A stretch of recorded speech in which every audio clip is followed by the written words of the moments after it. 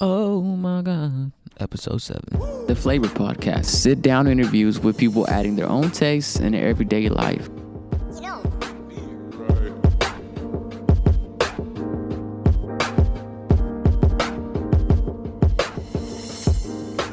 Hey, this is Don Stelos, and welcome to another episode of the Flavor Podcast. Sit down interviews with people adding their own tastes in their everyday life. Now, in today's episode, what's up, man? I'm sitting here with BQ of EMLN Exclusive. What's up, man? So it's BQ from EMLN Exclusive. It ain't exclusive if it ain't an EMLN exclusive. And I'm right here tapped in with Don Stelos, and a little bit of background on myself and my history. So I'm a young entrepreneur based out of South San Jose. Shout out to the Tank. I've been doing like hustling from like, young days, from middle school, elementary, high school, selling hats, candy, mixtape, CDs. And basically, I'm the CEO and founder of EMLN Exclusive. We're a platform for urban ascending fashion. So we target brands such as Reyes Worldwide and other brands all over the U.S. And we market them on a different platform and through YouTube content, social media, and brand storytelling. So yeah, it's a little background on EMLN Exclusive right there. So what's the meaning behind the name EMLN? EMLN. So I've been a little self-aware about how I've been marketing this because I've built some criticism towards it because it's an acronym. It's early morning, late nights. It's supposed to represent, the time period durations of what you do to invest in your craft, your passion, your niche, whatever it is that you pursue. And just more evidently, the only reason why I've been aware of it because it involves health. I always recommend your 6 to 7 hours of sleep. So I took a step back with this approach and how I market it, and just more putting emphasis on what you do on the time that you're up, and get your 6-7 hours of sleep. It's important. So talk about EMLN. So how does EMLN work? So EMLN, pretty much like what we do is that we find brands that we meet at like SneakerCon, the Bank Sale, and all these other shows that people have. They have like 10,000 people that come to these shows and they want to buy all the fresh stuff. Yeah. And a lot of brands from different cities will go there and showcase their stuff. Mm-hmm. We network with them. We plant our seed by proposing to them, hey, we'll produce an article for you, 800 to 1,200 character article on our blog. And that will be a form of marketing for them because we're targeting our Bay Area, Silicon Valley audience where they're from. Miami, New York, whatever. Yeah. We just gave someone in Silicon Valley a taste of what New York or Miami or whatever state or city they're from. So more evidently, it's more we're just trying to put y'all on. You know what I mean? That's what we're trying to do. We're just trying to put everyone on. That's all we're trying to do. So what sparked your interest in starting EMLN? So with EMLN Exclusive, it started off off some crazy shit. Like when I was I want to say like spring time period during De Anza College. I was a student there, and I had faced a set of tribulations and hardships that put me in a position to like really start doing it because I remember I had just got my backpack with my laptop, my iPad, and all my money stolen. I got broken into my car because I used to work at Eastridge Mall, and everybody know what the hood is. And also I was a student there, and all my stuff for school was in that bag. So it kind of it put me in a position in as a deficit at school. So I basically dropped out, and I went on this whole emotional rampage. Like, you know what? I just need to get my space, need to get out of here. Yeah. So I went to LA. I drove to LA, 5-hour drive, fucking slapping, smoking, whatever the hell I was doing. And, but more like when I got there, I was supposed to kick with my cousin. He stays in Northridge. He does implant surgery for like, different people, of influence in Hollywood and all that shit. He gets paid pretty good money. But I didn't get to kick it with him when I got out there. So he was like, hey, I'm not gonna be able to kick it with you, but SneakerCon is actually gonna be in town for the first time, and it's gonna be for free. And usually they have an admission of like $15 to $20. So I just said, you know what, I'm gonna go.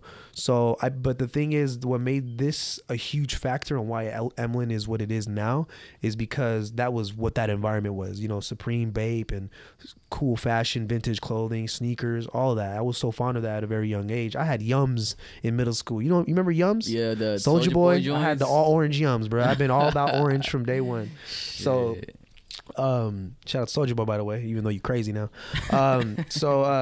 So EMLN, basically, it transcended when I went there because I just wrote it down as an idea. I just took some notes, and before I took the notes, I approached someone that I would consider my mentor. He's the founder of Sleepy Sheets, which is a bed brand company. It's not even anything related to us. It's a whole different business. But he put me on game about how to build a business. But, it's funny because I remember when I first met Frankie, I was 18. I worked at Sprint, the kiosk at CWS at Eastridge Mall. And Frankie did B2B sales. He sold to like bigger organizations. Yeah. But I linked up with him, and he went, because sometimes he would go to kiosks to go sell, but not like permanently. He would just go. And I was asking, I was like, hey Frankie, like I know you have a business on the side. Like what do I got to do to start my business? And then he's like, you know what you got to do? And I was like, yeah, what do you got to do? He's like, grow some balls. And I was like, wow. Like, I mean, he came at me like foul. I was like, I didn't even know how to really embrace it. I was like, but so I asked him again. I was like, hey, no, on a real level, like I'm really trying to do the business. Like, how do I do it? And then he came at me serious. Like, you know, you got to get your domain, your tax equalization, your business license, all the main things that you need to start an actual business. And then from there, you know, that planted my seed on the business idea. So when I went to actual LA and I went to SeniorCon, before I went there, I went to Office Depot and I made copies of EMLN exclusive business cards, which by the way, didn't even say EMLN. It said ELMN, and it was completely wrong, but it's all good because I gamed up the girl to actually do it. Because if you go to Office Depot, they make you wait 2 to 3 business days. I gamed her up and she did it right there on the spot. So that worked out pretty good. Shout out to my good looks, you know what I'm saying? So got that, went to SneakerCon, got in for free.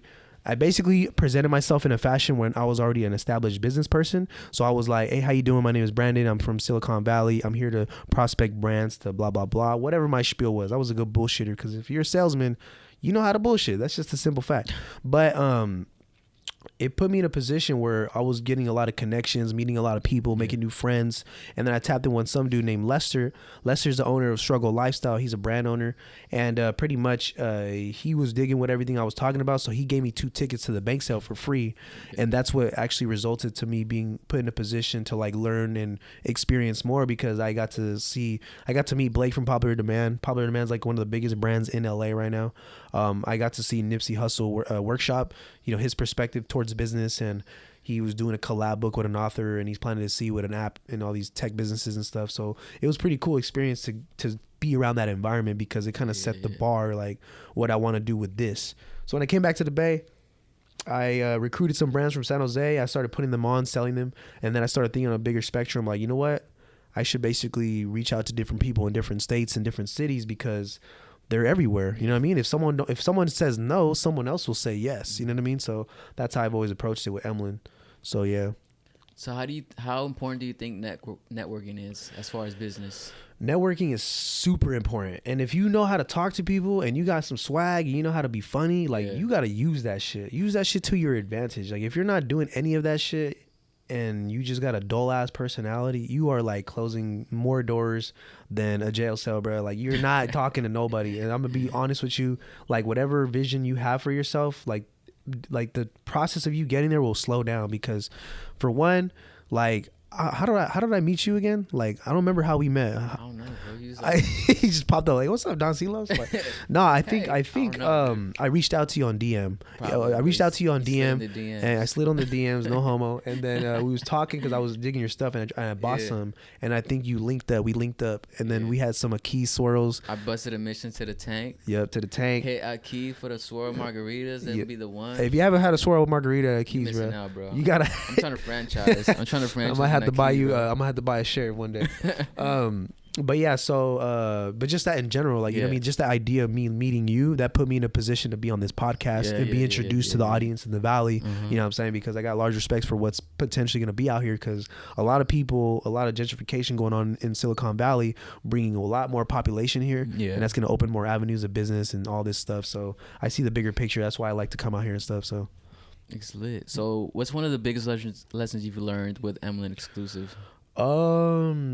Like man, so when it comes to lessons, people have to understand, like you're gonna learn them every day when you're building a business. If you're serious, there's people out there putting business on their bio, but they don't even have a business license, or they don't even have their own brand name or a structure, or motherfucker even making a profit. Like goddamn. So I think ideally it's more just like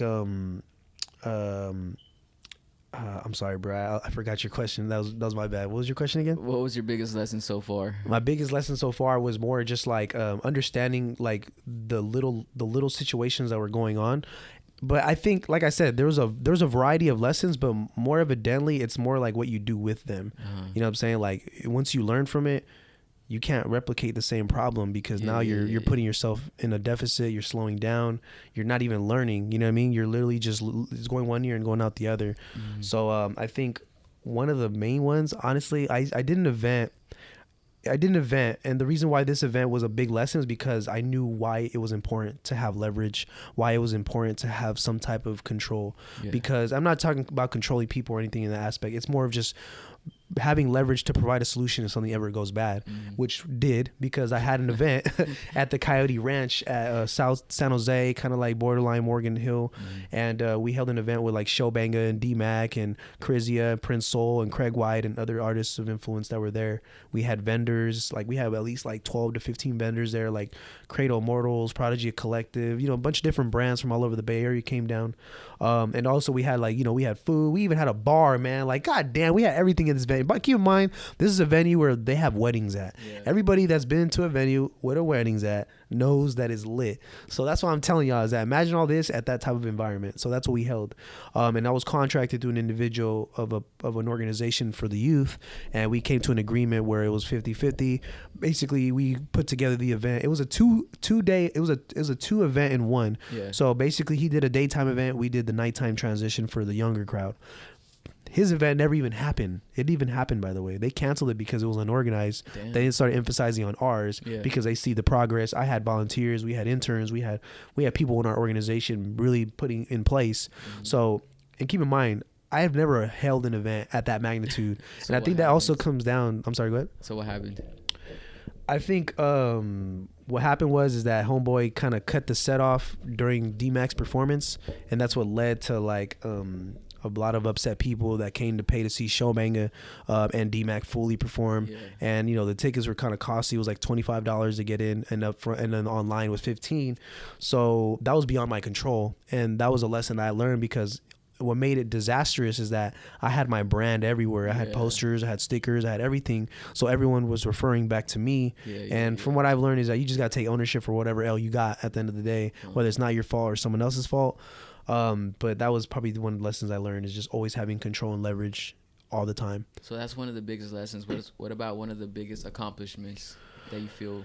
Oh man, biggest accomplishments. I think what I've did a good job of doing over this time period of 2017, because I think 2017 was a year of training. You know what I mean? Like it was training from like practicing to mental understanding to like just everything I do.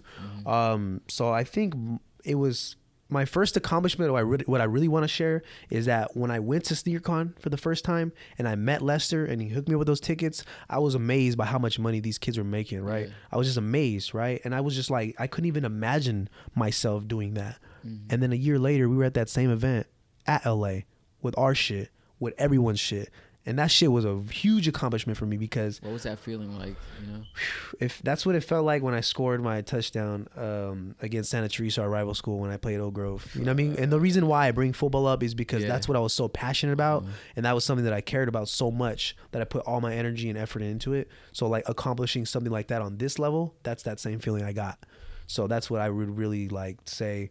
I mean, I'm not saying that's one of my biggest accomplishments, but I'm saying like that's probably one of the ones that I can see as accomplishments, like going to a bigger level. Like we just went to Arizona for the this past October. That was the first time we did a show out of state, and that whole experience, I went with my cousin Jonathan, and that was a whole cool experience, because for one, we got to meet a whole different audience, whole brand new crowd. So I seen it as a test.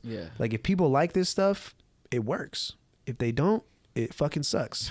But it didn't, and that's what kind of gave me light into the whole bigger picture. So how has EMLN evolved over the years? EMLN has evolved from just San Jose brands to promoting artists, to promoting artists in urban ascending fashion all over the United States. So I think it's just the demographic that we've been filtering, and also the type of content we put out, because the music thing was great because it showed our versatility, like what we can actually do.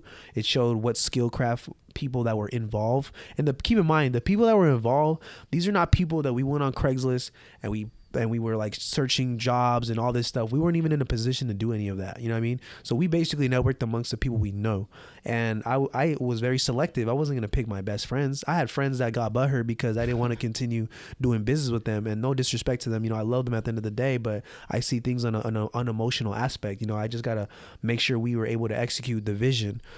So we had people from De Anza College that participated in photography, videography. Anna Lee was my media host, so she did a lot of interviews with artists like City Sean, Yace, aka Frank, Milla, Little Reese produced it, and these are big names and influencers from all over the Bay Area that we tapped in with.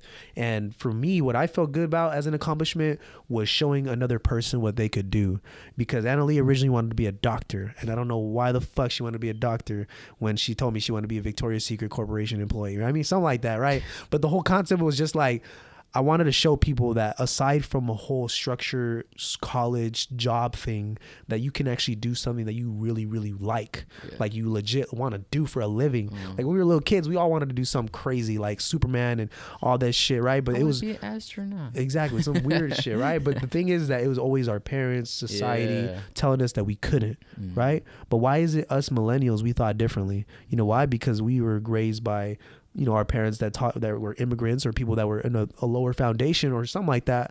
No, it's not a general statement, but from my personal experience, that's the reason why I felt like I could do more, because they were able. My parents came from Nicaragua and they're 18, and you know, my mom was manager at Jack in the Box for 10 years. My dad was a manager at Shakey's Pizza. You remember Shakey's Pizza?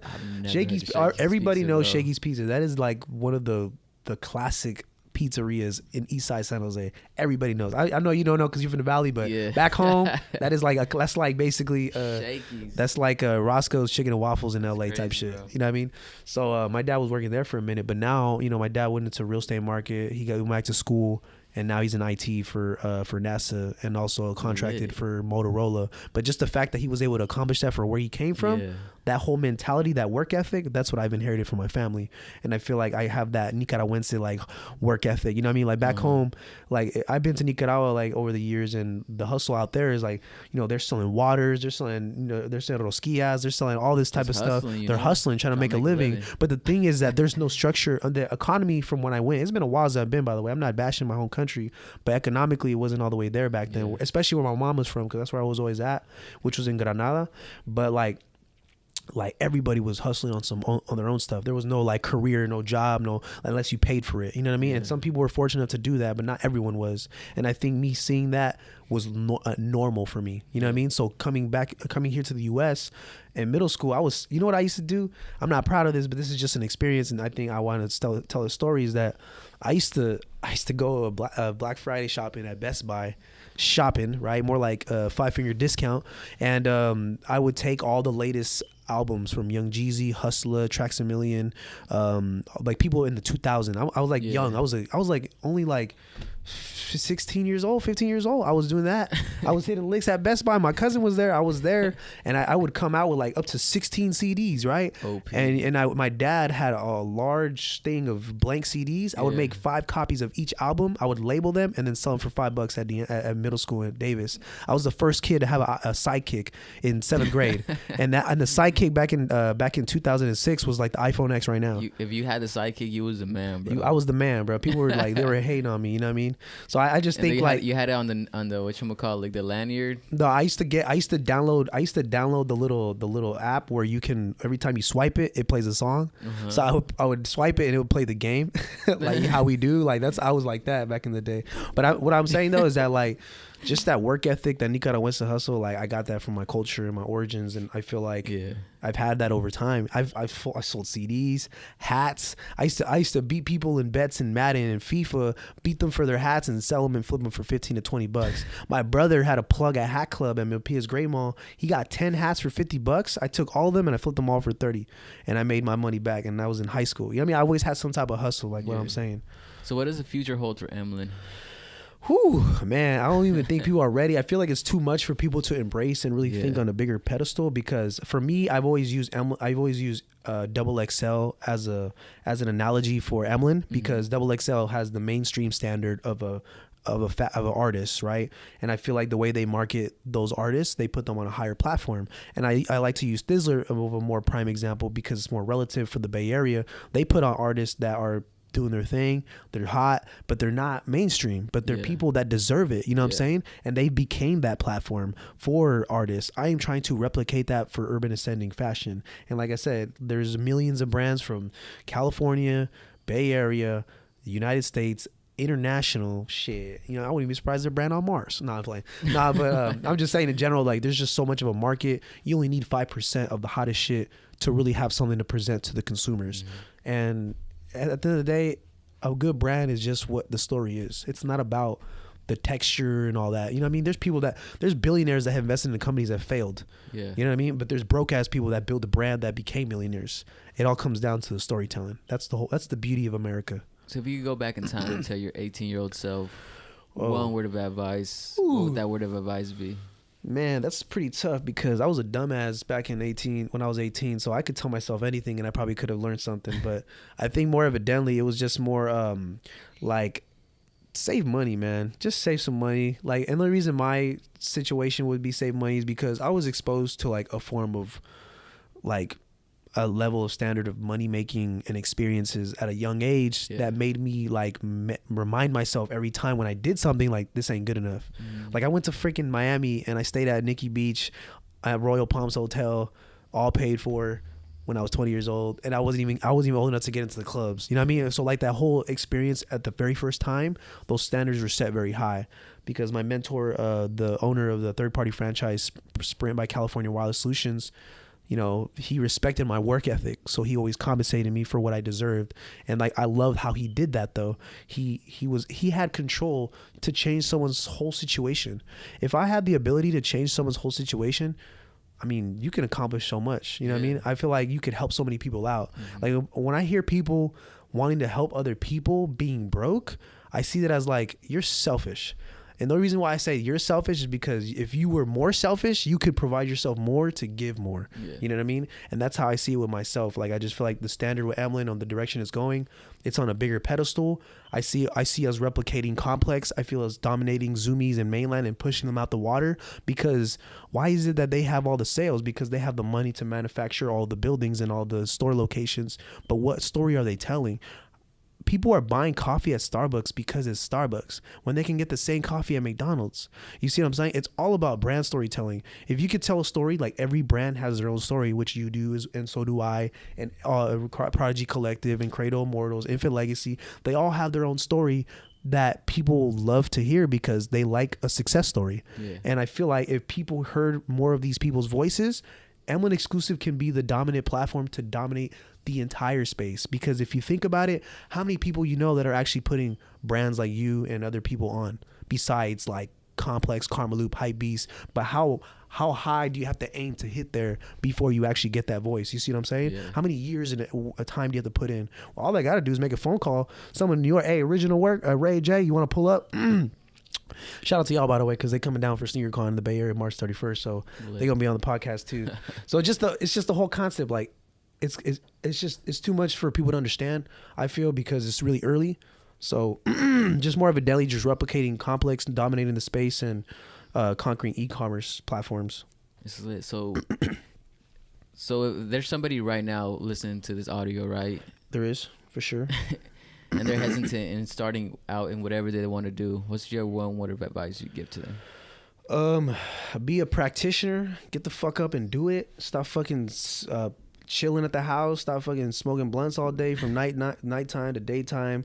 Skipping work. You know what I mean? Like every action you do has to be a calculated step. Everything I do, I came here with the intention for what? To be heard by Mr. Don Silos and his following. There's an intention for every calculated step I do. It's not like you're going with your fucking head cut off like a chicken in the fucking woods. Like you can't be acting like a dumbass for the rest of your life. And the reason why people act like, why I'm so aggressive towards this is because there's more people complaining than there are people being satisfied of the work they're doing.